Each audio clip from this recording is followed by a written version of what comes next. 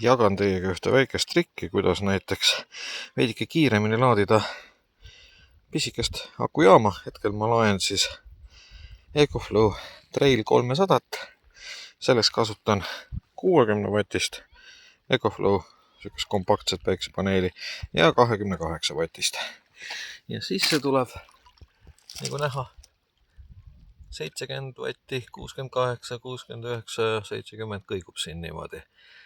Et ainult selle suuremaga ma seda kätte ei saaks. Aga ehk siis suurem paneel on ühendatud siis nii-öelda selle sama juhtmega, mis ongi mõeldud nii-öelda akujaama laadimise jaoks. Aga väiksem paneel tuleb siis USB-C kaabel, mis on siis mõlemasuunaline ja nii-öelda pordid on ka mõlemasuunalised. Et praegu siis see auk, mida muidu ma kasutan tavaliselt akujaamast nii-öelda näiteks telefoni laadimiseks, arvuti laadimiseks, kasutan hoopis nii-öelda sisendina päiksepaneelilt. Ja võidan siis natukene laadimiskiiruse koha pealt. Et siukene väikene trikk. Nii, nüüd ma läksin ise paneeli ette.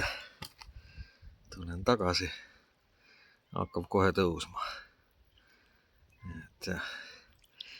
Et väikene siukene kavaltrikk, kui tahta akujaama kiiremini täis saada ja täitsa juhuslikult on sul ka olemas kaks erinevat päiksepaneeli, üks suurem, teine väiksem.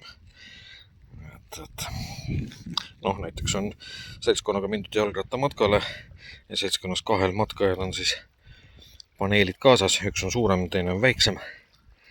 Ja niimoodi saab siis kahe peale päris hea kombo.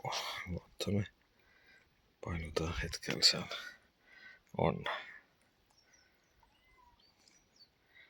Okei, üle 60, 6-70 vahel.